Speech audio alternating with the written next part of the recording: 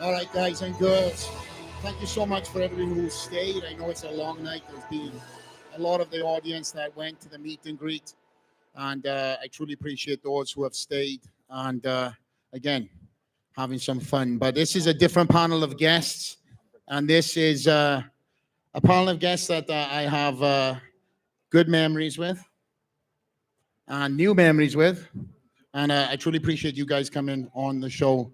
But I want to start off to my right here, James, Hello. my man. Thanks for Another having me. another guy from the UK really living his dream, and we've had the chance to sit down on a podcast a couple of days ago and talk about that. It's coming up in a upcoming episode, and today he's laughing.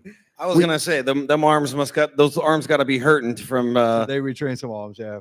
Today we train some arms. I am, as you could probably tell, not a bodybuilder, and that was pretty intense. We had a good time. We trained on the pop-up gym. For everyone who has not seen the pop-up gym, it is right outside to the right. We've been there now set up for today, and we opened it up for the first time. And it's been incredible to see so many athletes training on all the pieces there. And with that Vegas backdrop, it's incredible. But James, you're on your own fitness journey right now, right? Yeah, I am. Yeah, I've been taking it more serious. Yeah, and it's got to be hard. I know we touched about this on the podcast, but traveling around the world, we spoke about athletes earlier, jumping on jets and competing and stuff, but you truly live on a jet from place to place. You're jumping all over. I know it sounds bougie for everybody, and we spoke about this also on the podcast, but you've worked yourself through this. But truly, some of these countries that you travel to, the only way to get there, to make the set time, is by traveling in that style, right? I know I say style, but you've got now the fitness bug, and you've been working to make sure that you maintain that routine on the road. How difficult is it for you to be coming out of a club at 3, 4 in the morning, and then thinking, "Damn, I got to go and train in the morning"? I mean, the hard thing is always the sleep, you know? If I can find time to make sure that I get to sleep, and then even if I can just get 20 minutes in the gym and just wake myself up, it's not going to make me look like you, but it's it's going to make me Sweat feel out the right. night from before though too, right? The hotel gym. Yeah. So with James, with your fitness journey right now, obviously you've hired a trainer, you're working with him, and today, if you guys are seeing the last post that we've done on my social media, this guy is looking fucking good. So don't let him Thank you. downplay his journey. You've done an incredible job, mate, Thank you, whilst man. I balancing appreciate that that. lifestyle, because that lifestyle isn't easy. Yeah. It isn't easy. As you said, you're getting in late hours, you're working on the plane, putting new music out, you're trying to stay on top of all the above. But you've had your big break. And again, it's great for me to have followed this journey of yours. I know the inclusion of fitness, hence why you and I have linked up.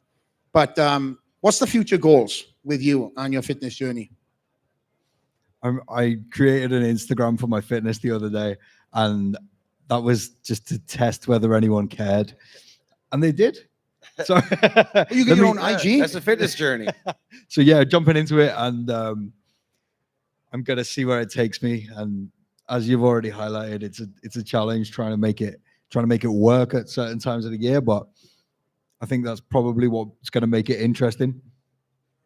Mike O'Hearn, Yes, sir. the man, the myth, the legend. Make some noise for Mike O'Hearn. The Benjamin Button of bodybuilding. Yeah. So Old I'll school. tell a quick story. When I came to the United States, first of all, I got off the plane, and Ed Corners, who was one of the original owners of Gold's Gym, brought me to the Mecca, to Venice. And walking in that gym for the first time was truly a magazine that came to life. And then I look over and I see this, excuse the fucking term, pretty boy, fucking shoulder pressing 2 plates aside. Ungodly strength. And that's obviously what you're known for. The power building is something you preached about, and you've built a brand through that style. But as the years have gone on, we're not a spring chicken anymore, right? But the training has not changed. You double down on that style, and that is your bread and butter, and that's what you turn up for every single day at goals, at opening at 5 a.m.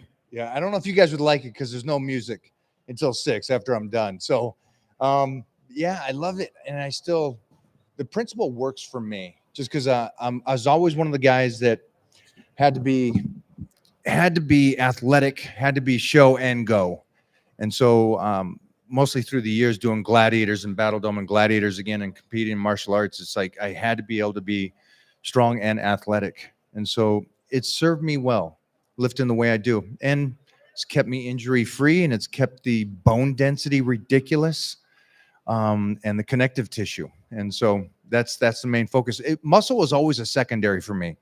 It's a side product of eating right, and if you're always in training, compared to my philosophy that was bone density and connective tissue, that true man strength. And have you been, over the years, of course, have you changed anything in terms of the training at all? Because, obviously, as we age, things change. But have you changed anything? I've been lucky that I haven't had to do much of a change except for maybe less volume.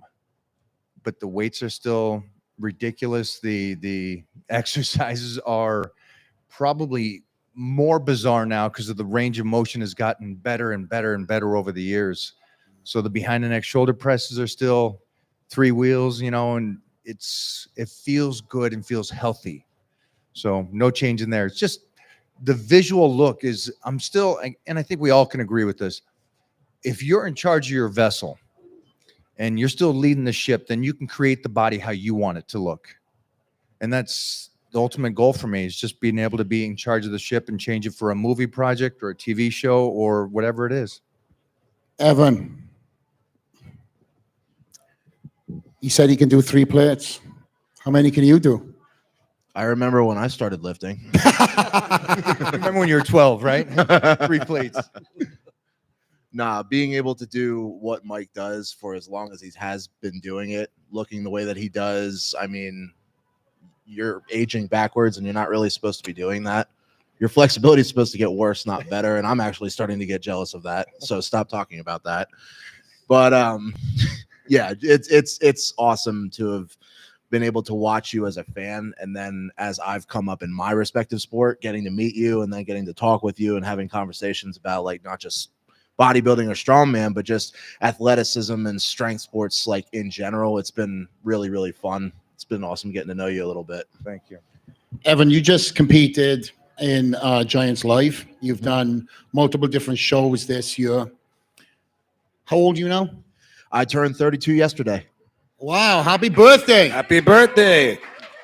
Good time to be in Vegas, bro. Now we are 32. How has your training changed over the years? My thing personally is I've always been in strongman. Everybody knows me as that super aggressive adrenaline dump, like, give it all 100% on every single event. That's how everybody knows me. I mean, I have welts on my forehead from just headbutting squat racks before I go for a heavy deadlift. I'm that guy. So my biggest hurdle in my career, and it's something that I'm still working on to this day, is more of the mental aspect. I have to learn to control a little bit of that anger and aggression when I'm lifting and try to focus it a little bit better. And over the years of competing and training and everything like that, especially at these longer shows like World's Strongest Man, lasts about a week of just competing every single day, really learning how to focus that energy and harness all of that and deposit it when necessary, save it when I have to. That's what I've focused on mainly, and that's what's really starting to pay off for me. But with the nickname T-Rex, it's very hard to play up to the crowd and then channel that energy in, because you're already coming out with the theatrics. Yeah, he's a showman for sure. Yeah, no question.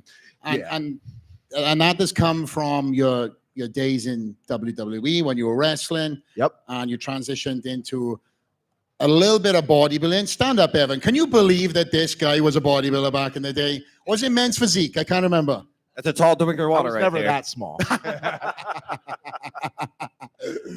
No, but you competed as well.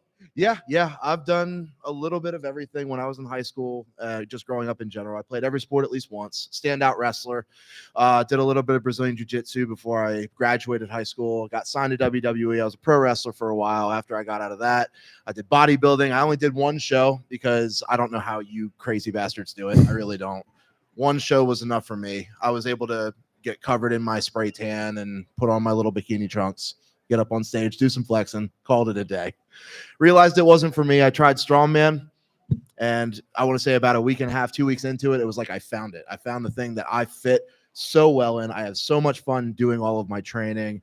I love getting stronger. I love eating like a fat kid every day, and I found my purpose. On that note, what is your typical day of eating? Tell the audience. Here we go.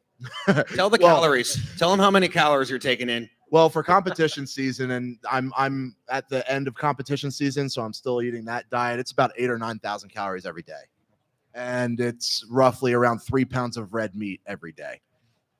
It's a lot. Yeah, the difference when I thought it was crazy when going into the strongman, these guys are all eating hamburgers and pizza and French fries and cookies right before the competition to give them that kind of energy, a little bit different from bodybuilding, obviously, flex. I'm sure you would have liked to eat cookies before the competition, but you were probably mad at the world at the time, starving yourself. I hated I hated eating anyway, as my wife will tell you. I had to force feed all my meals down me, so I'm not going to be that guy. But unfortunately, standing next to a guy like this. When's the last time you had a fucking I want to cookie? do this though. Jump back for a second, because one thing he was saying is he's such intensity throughout the whole thing. I still love doing what I do. Question for you. How does it feel where you are right now? Because what he just said sounds, just calm down some of the lifts and then the other lifts go. It's not that easy. Where do you find yourself right now when it comes to competing with lifting? That's a good question. I don't know if a lot of the audience have heard me talk about this in the podcast, but to get the mindset of being a champion, you really have to forge that. And that comes from a daily ritual of tapping into whatever it is. You talked about that mentality of controlling it. I was able to do that during my workout, but I call it Pandora's box. I would unleash it during that working set, and I'd put it back in. And that guy was an absolute animal. That was a guy that I stared at in the mirror every single day. And when I retired, I had to kill that guy off, because that guy was an animal. He wanted to be the best. He would do anything to defend that title. I never missed a meal, never missed a cardio, never missed a training session. I can tell you that wholeheartedly. There was not one day that I didn't have any one of them ticked off. And then when I retired, I told my wife, I told my small circle that this was a thought that was going to happen. And everybody around me knew how hard I trained for that open class and how long I stayed in this with all the food issues and stomach issues that I had. And I just couldn't do it anymore, Mike. And the first thing that I had to do was work on that ego, work on that mentality that I really worked hard on developing. That mentality was a champion's mentality, and it was forged in blood, sweat, and tears. And then when that retirement came to play, and first thing I done was work on getting that muscle off. So I couldn't be talked into jumping back on that stage. And that journey was tough. And what I had to do, Mike, was stay away from the gym. It was tough because I found myself in the gym, finding reasons to go crazy, because I've only known one mentality to train, and that's give it all. That mentality is leave it all in there. I know I'm at in my life, it's that mentality was to train and win and defend that Mr. Olympia title. And I just didn't want to have that style of training anymore. So I took some time off, worked on trying to get some weight off. In fact, I took 60 pounds off my frame and fell in love with the gym again several months ago. And when I say that I fell in love, because I knew that I wasn't not going to get back up on that stage, but I was traveling to Brazil. This is the story. And I didn't want to go to Brazil looking like a skinny little shit, you know? So I got back in, started increasing my meals, put in a floor plan down to train. And I was like, I love this shit. I don't know why I fought so hard in this, because now I was in a different mental state as well. But I fell in love with it. I went to Brazil. I started training with all the athletes over there, and Rafael Branda, who's competing at the Mr. Olympia this week in a day's time. And I came back home incredibly motivated in so many different ways, because the gym is such a big part of all of our lives, where you're able to get in and just leave it all in there. And that box was not ticked for a very long time. And I didn't really know until I found out that feeling. And then when I did, not but a few weeks later, I tear my tricep. Yeah. So here's the thing. I know what it feels like to voluntarily give it away. And I know what it feels like to have it taken away. And when I was in my recovery for my tricep, you know, all the months that I was doing that, I cannot wait to get back in the gym and start training again to the level I was, because I truly love this shit. And I want to say apologies to myself, because I try to hate it. I try to stay away from it, but the iron bug is strong, and they call me back in. And this is what I've been able to develop my life as of us all on this stage. And now I'm back in there trying to get my arm back up so I can train with Micah Hood. Yeah, I appreciate that. He jumped in. He was jumping in this week with a few Olympia athletes. I was a little nervous for him because you know, he's still got that in him, you know. And I'm like, oh, easy. We're just getting back in here now, you know. But fuck it, in for a penny, in for a pound, right? But on that note, Evan, talking about injuries. Where do you want to start? I have shattered both my feet, torn both my bicep tendons. I've had nerve damage in my neck and spine. I've compressed discs. I've alignment with my hips is off. You name it, I've had it. Just sounds like a regular Tuesday for you. What? Regular Tuesday. Yeah, this is normal. It's Strongman. When I tore my first bicep tendon in 2020 at my debut at World's Strongest Man, everybody in the back, all the other athletes came up to me and said, well, now you're a real strongman because you have a torn bicep. It's that common. That's the truth, right? Yeah. I realized how common it is in strongman. When I went to my first World's Strongest Man, I was looking around and everybody's got these scars and attachment areas that have been put together. There's Evan's little attachment there. But everybody has got stories and scars and tears, and that's the world you live in. And that mentality of you going into the gym, knowing that you're going to incorporate, you know, main, secondary, third muscle groups with the risk of tearing something. How are you able to navigate that factor, knowing that you've got these injuries already, healed them, and potentially could put you back into a catastrophic position that will affect a show? I think how I want to answer that is I'm going to go back to, again, my first ever bicep tear. I did it doing the circus dumbbell. I was clean and pressing a 230-pound dumbbell with one arm.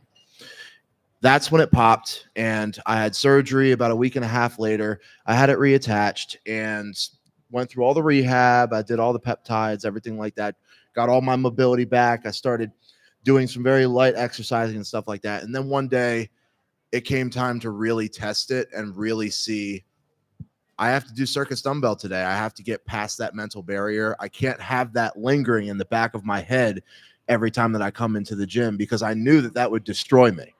So obviously I didn't rush into anything super heavy or anything like that. But one day when it was time to do circus dumbbell, it's simplifying it. It really is. But I shook it off. I took all of that fear and I just pushed it to the side and I said, I'm going to do this. And if it goes again, then it goes. And it's just something that I'm going to have to deal with, and I'm going to have to rehab. I'm going to have to get it reattached and everything like that. But at the end of the day, you can't live your life in fear, because the fear will hold you back more than any injury ever will. Mike, have you had any bad injuries? No injuries, but it just emotionally, you know, it's just emotionally bad injuries. And I think it's, you guys are talking about this stuff, but it's the one thing is like, besides his injuries, it's more interesting to me how he came back from the injuries. It's how you came back from the injuries, because everybody's possibly going to get injured, but who are you after the fact? What are you okay? I'm going to walk a tightrope now and I'm done with all this and that was it. Or are you going to get back in the fight? And it's cool to hear guys at your level and the emotional fight with it. Cause it's not the body, it's the mind. I just noticed that through the decades. My first training partner was Tom Plaz. And so we trained like absolute morons in the 80s and 90s, but I was always willing to go there. But it's just, again, it's a wild thing that we do, and we love that battle. But I think it's more mental. I am than shocked. anything. Absolutely. Sorry, I am shocked you've not had an injury all these years. It's incredible.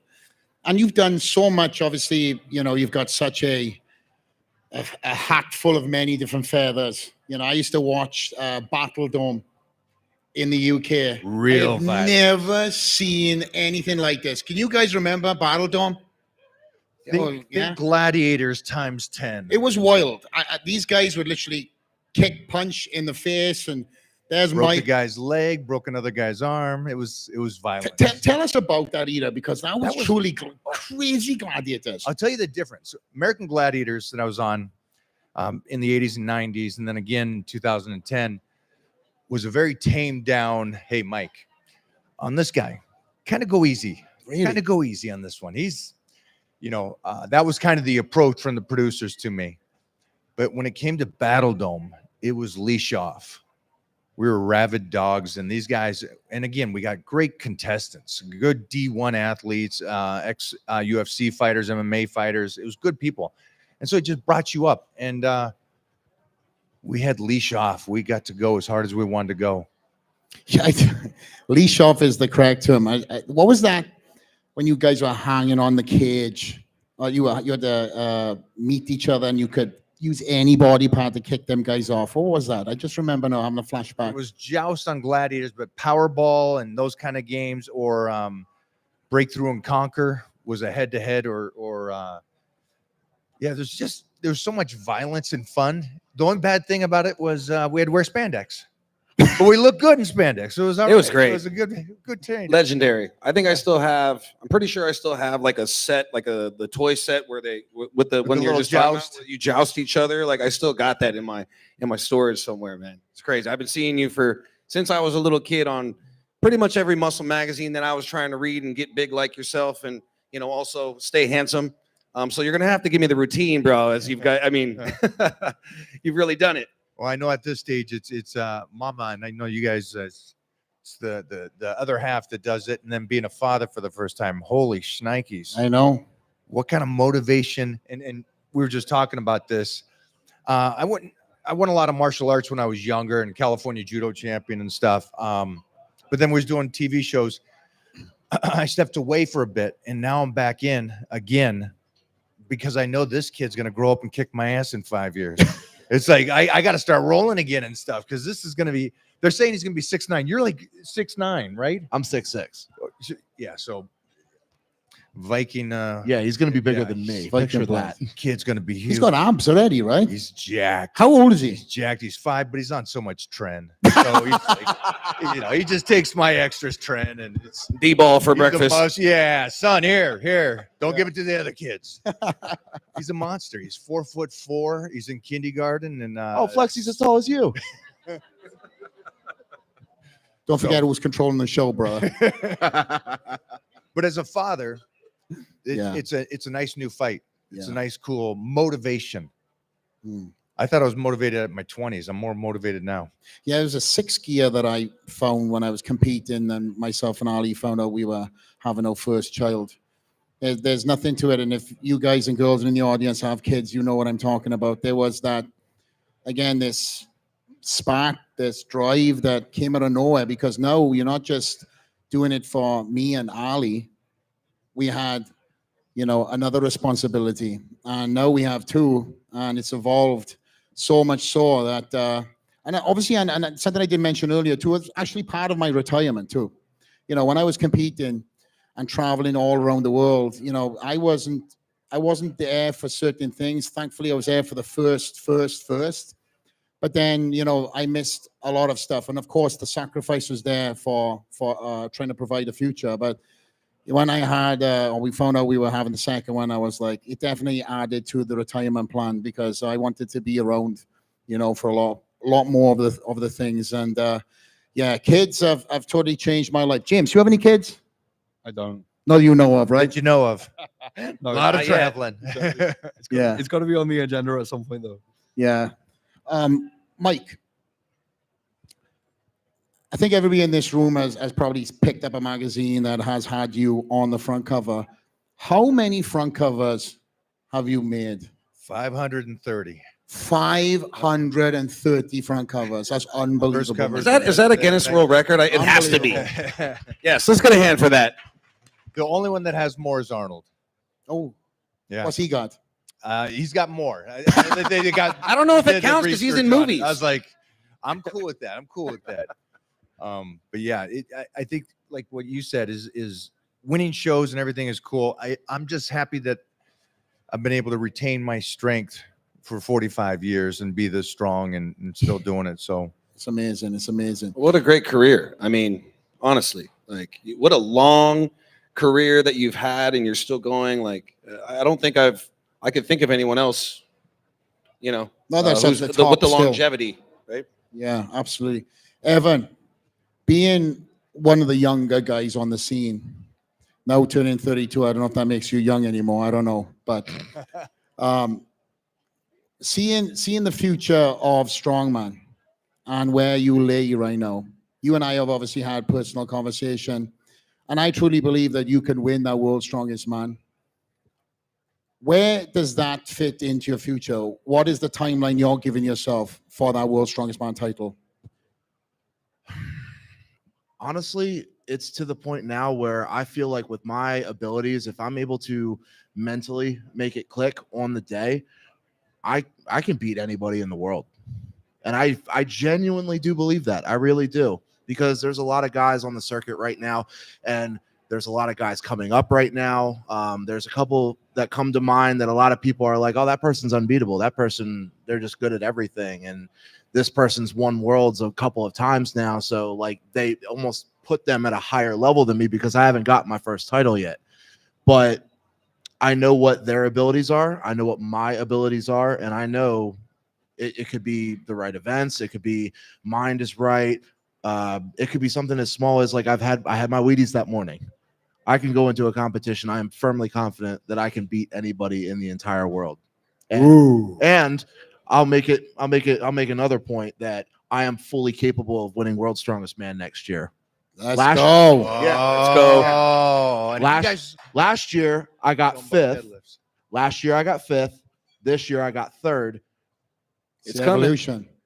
And you told me last Evolution. year when you got fifth, you said, Flex, I'll be on podium next year. You didn't say first. You didn't say anything. You didn't say, I will be on podium. And you done it, my friend. So I'm fucking proud of you of that, from me to Thank you. you. So now, like you said, fifth, third.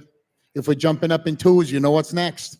That big gold trophy's got my name on it. Yeah. You're a great champion too, bro. Like watching, going to my first event and watching you, the intensity, like it was like, fuck yeah. Like the smelling salts and the like walking up and like just that intensity was just something cool to see. Like it was badass. If you guys want to see that, we're going to be deadlifting tomorrow morning. Yep.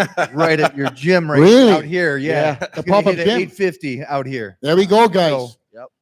There we go. We're gonna put on a 850. little bit of show at the traveling dragon. Maybe sit that one out, James. Yes. Yes.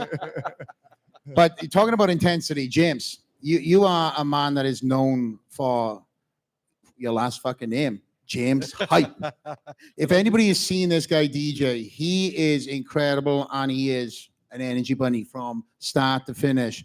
How hard is it for you to keep that enthusiasm from start to finish, playing, a multiple hour set? Before I answer your question, can I just say, hanging around with you guys makes me so envious that I can't compete for a number one spot because there is no leaderboard of DJs. There is no championship in that respect. We can't. Maybe you should start one. bro. What would we be measured on? Your arms. Yeah, arms. All right, you're training me. Show me your arms, James. Roll up the sleeve. Give him a bicep shot. Try it. Yeah, just try to show me. Look at this. Yo. No, he was trying to teach me the correct poses earlier. I didn't pick it up very well. I was trying to teach him some bodybuilding poses. You know, all us bodybuilders have them, poses. And when you take pictures, I taught James Hype that to throw that tricep out, and it worked, right? A little bit. Yeah. A little bit. You're going to take that now into the DJ world. Be taking photos with Tiesto, throwing that fucking that tricep out. You never taught me any poses, bro. That's why. I got to be the one.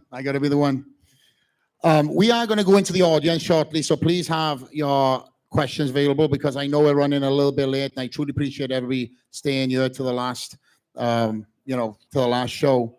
But J-Rock is going to get into the audience shortly. But until then, guys, have you got any favorites for this year's Mr. Olympia? What is your picks? Not to put you on the spot. Who are we looking at? C-Bum. Can I go with that? C-Bum? What be the open C-Bum. class? I think C-Bum should win the Open. Oh, What? Yeah. you got who you got in the open class taking it this year? Returning champion, or could it flip flop last year? It seems like it's a 2-horse race, but I'm being told that other athletes are knocking that door. I like Samson. Samson, I just like his physique. I like everything about it. Yeah. But yeah, what about you, Evan? he's not a front runner. is I he? was gonna say Samson. Yeah. Wow, Samson. I'm Jim, surprised you're doing a top 5, Flex. say it again. I'm surprised you're doing the top 5. Surprised? What? What do you get? Surprised that you're doing the top, like you're doing your top athletes. I 'cause didn't know you ask for don't- top know you 5. don't I like just said who's going to be the winner. That's it. What did Samson get last year? Third? Yeah, Samson came third. Correct. Yeah, but he's made incredible improvements. In fact, I was supposed to ask the guys in the top 5, but we run so far out the show. I'd love to have heard what they had as their top 5. But James, are you aware of any of the athletes in the Olympia? I'm literally only aware of C-Bum. It's Flex Lewis and nobody, right? Please excuse my ignorance. It's a good one though. But this year is going to be. It's actually your first Mr. Olympia this year. Oh yeah, I'm well excited. Yeah, and you're going to be playing IU also on Saturday morning. And for everyone who's unaware of this, Dragon's Lair are also doing a Dragon's Lair takeover for IU Day Club in the day, and James Hype is going to be the DJ for that. So anybody wants to go to that, everybody is welcome. But who's waving over there? Oh, Mona. Let's You got go. glow sticks? Let's go. We got some over there. We'll pick some up for you. But again, you jumping in for that Q&A? Yeah. Guys, got any questions for our panel? Put your hand up. Coming over to you. My guy.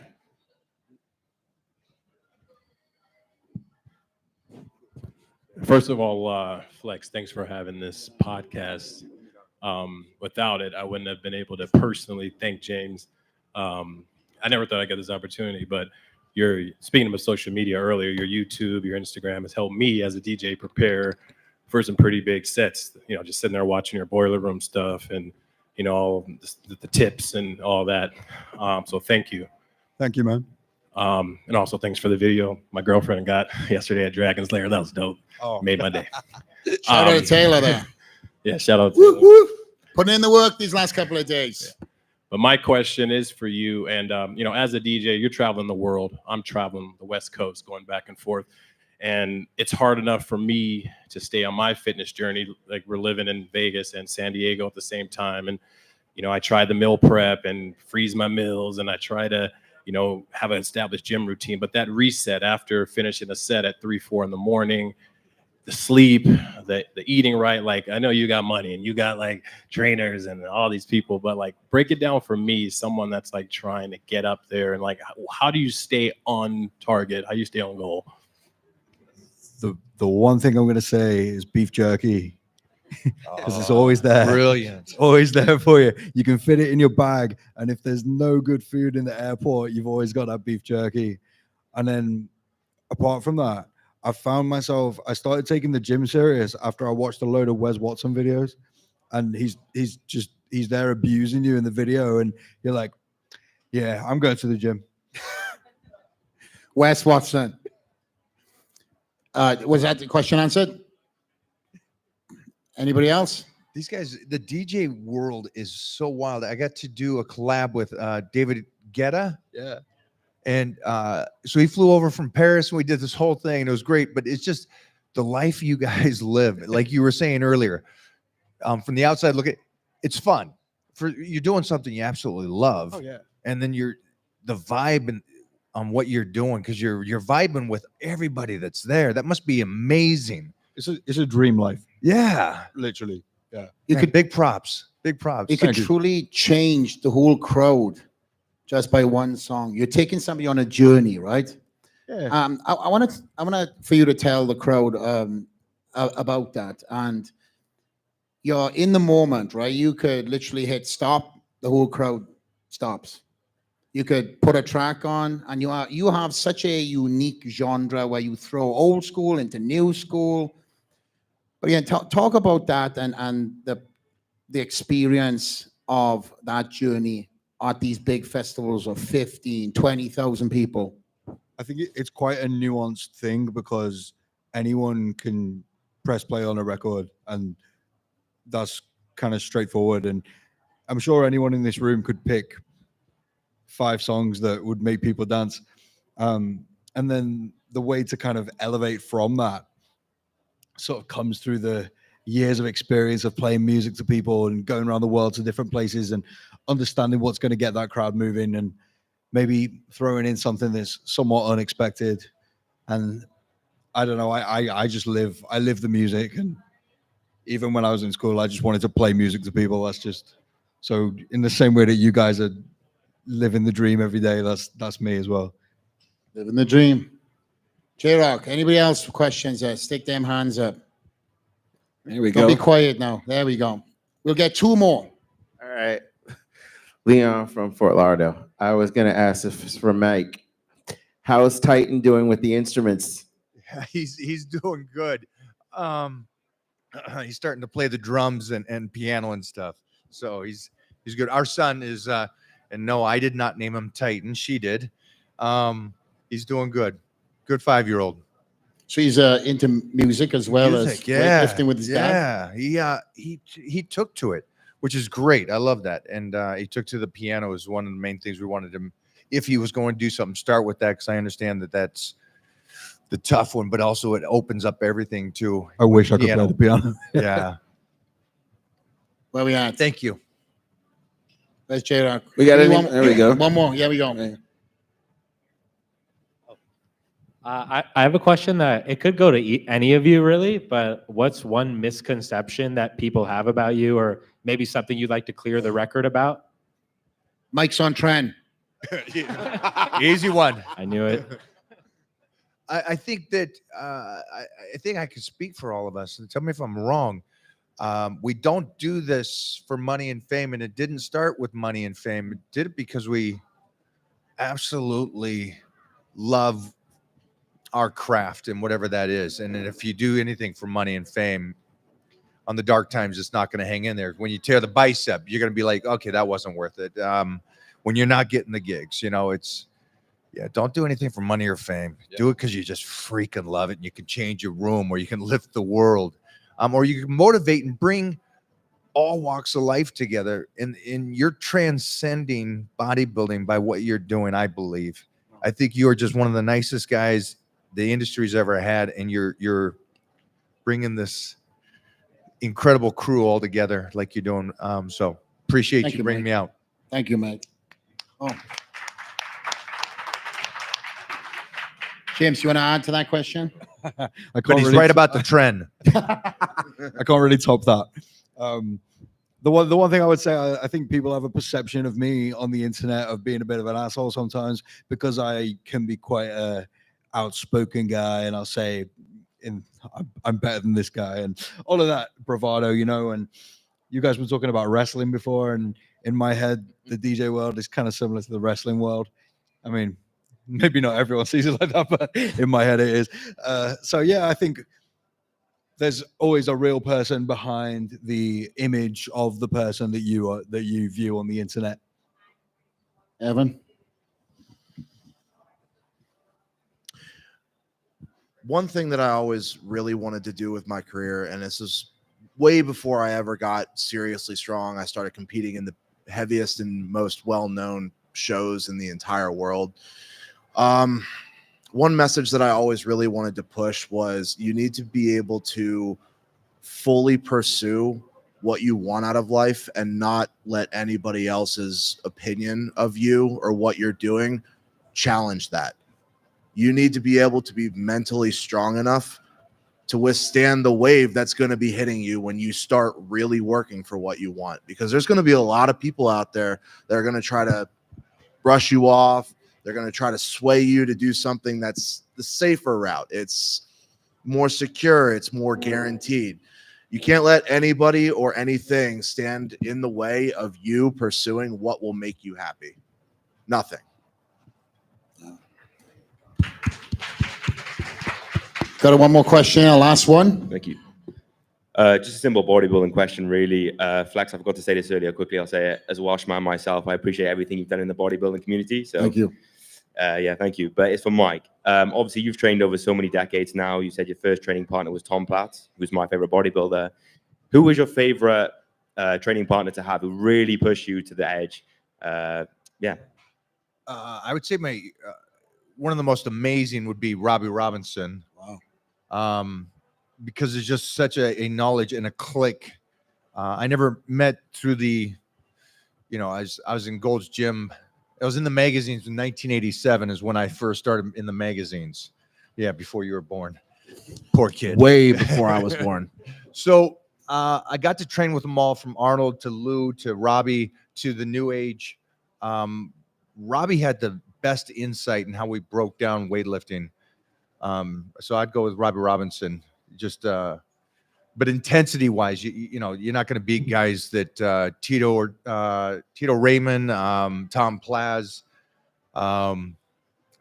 Rich Piana, a lot of fun guys. That's the coolest thing about this journey is that I met Lee Haney in '83. It's like, it's cool that I'm still friends with these guys today and the journey I've been on. And I hope everybody gets this,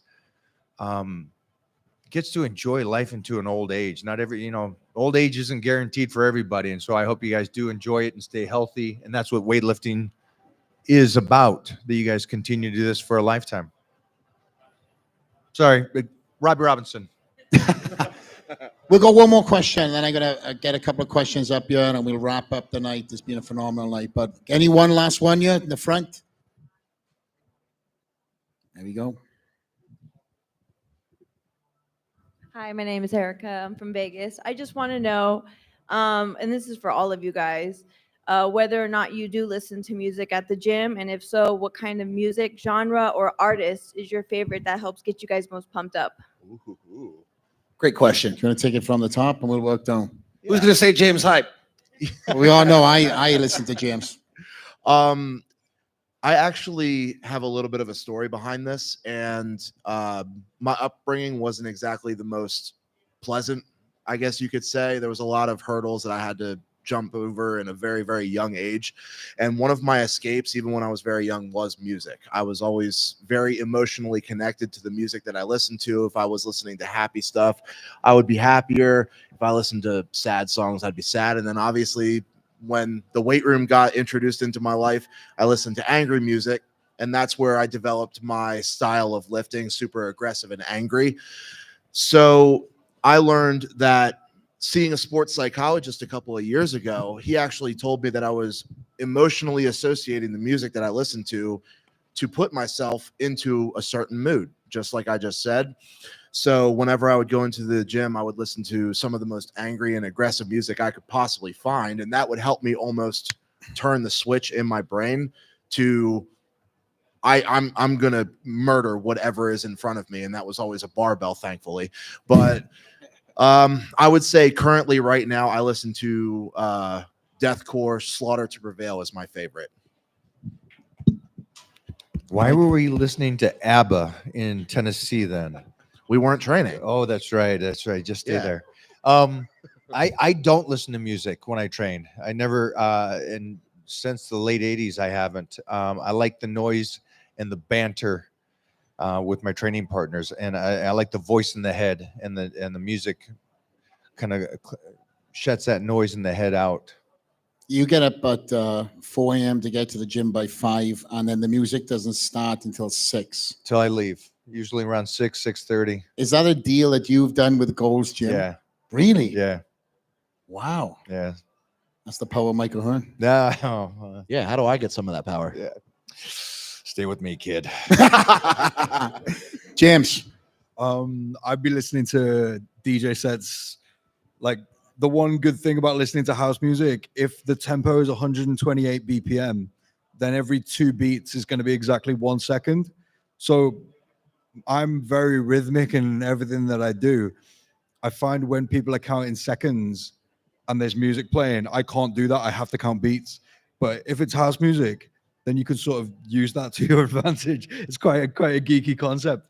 But yeah, underground house music, full DJ sets. We were talking earlier to me yesterday, shall I say, that you got a diverse palette that you listen to. You were talking about you listen to classical music when you travel.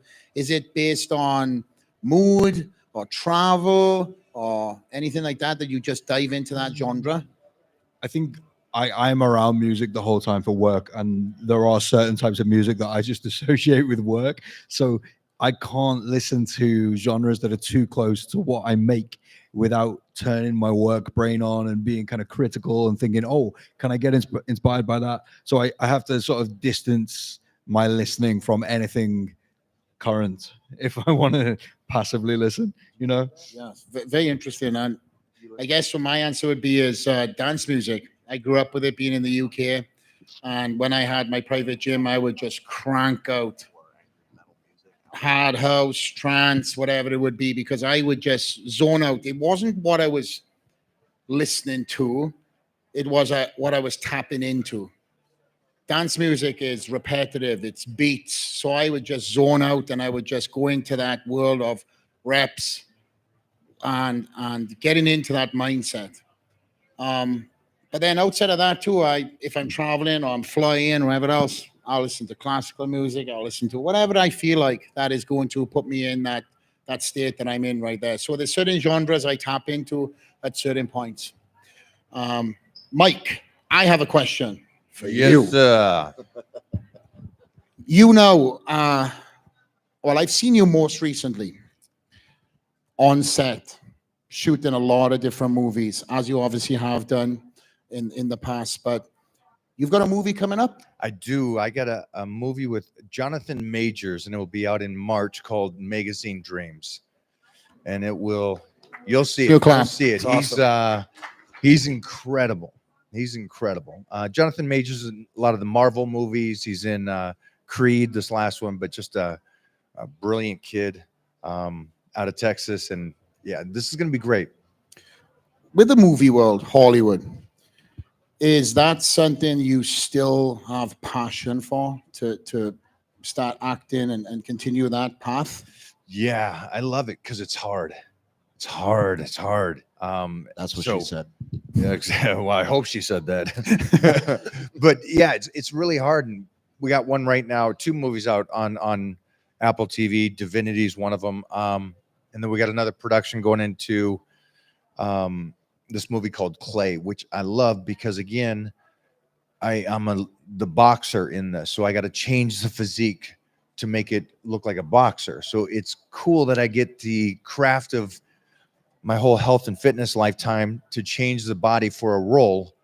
So it's great. But the acting I love. It's just, again, it's like you're changing the room with the character, the music, the lifting, and the acting is, I love to go that deep. That's probably another reason I don't listen to music, because maybe it goes too deep for me at times. If I could give you the ability to just paint your perfect role, what would that be, and what movie would that be in? Oh, sheesh. When they make Homelander the actual movie, and I'm Homelander. Love it. That would be awesome. Evan, I can see you want to say something. My initial response to that was, you need to go see a therapist. I do. Yeah. This is. You and Mona talked already, huh? But I want to ask Evan. I mean, right? Like, the mountain, right? we've seen this, right? And with your size and your strength and your charisma, you know, you could jump into that lane too. Would that be something that you'd be interested in? You know? Oh, 100%. Yeah. I wanted to get into acting for a long time because even when I was younger, I loved the art of movies, not just like the entertainment value, but like all the work that goes into it behind the cameras as well. Acting was always something that I really was interested in getting into. In the interest of total transparency, I would have no idea where to start, but definitely it's like I've had a couple of very, very minor roles in some stuff. There was a it's actually funny.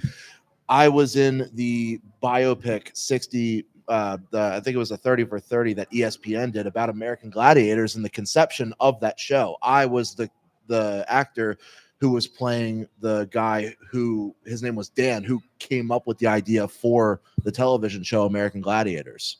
I saw this, and now I'm like trying to like think back because it was a great.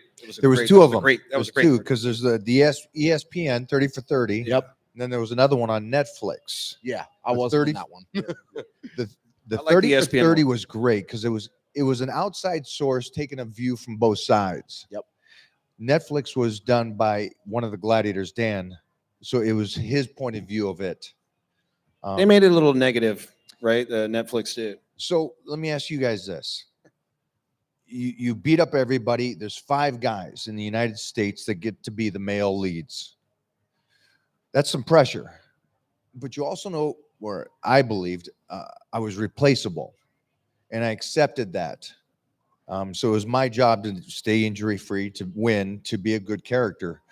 And that's how my approach was to the show. And I think not all the guys felt that way or the girls didn't feel that way. It's like, no, I'm here, protect me. And it's like, well, it's not that kind of show to protect you. So that was the difference between the two. I think 30 for 30 did great because it gave both sides, but Rock, we had a great night here. It's been awesome. I mean, It's been great. we've got greatness on the stage. We've had it all night. I feel very blessed to be up here with all you gentlemen, and you know, even the guys before, and obviously the 7-time Mr. Olympia here beside me and putting this whole event and everything together.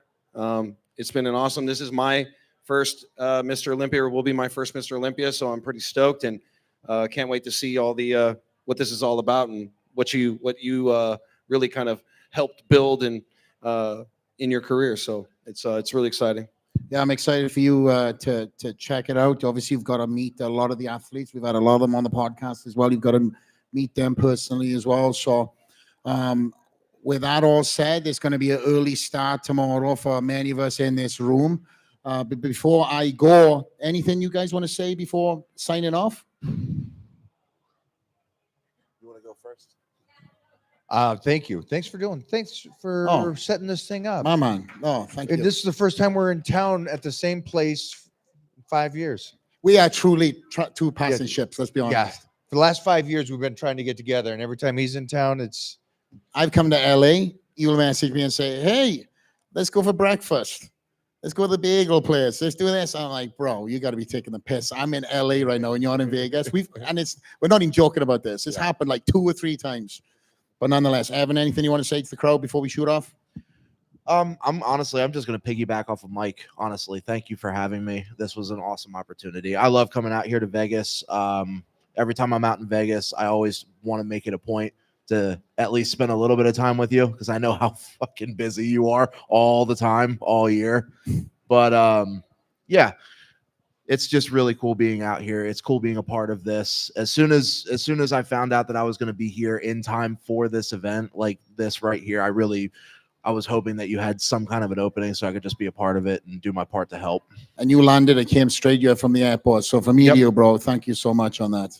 Thank you. James, parting words? Thank you for inviting me in as a complete outsider and taking the time to even train with me. I can't even imagine how many people that is an absolute dream for, So really thank you for that. And thank you for just being inspirational. And that goes to everyone on this stage as well, because even just hearing the stories from you guys, I can't relate, but I can relate. You know what I mean? And I'm sure so many people feel the same. Absolutely. Well, thank you all guys again for giving up your time Ladies and gentlemen, this has been Straight Out the Lair. Thank you so much. If you want to grab some pictures with the guys, myself included, we'll be off that stage shortly. Thank you so much. Let's go.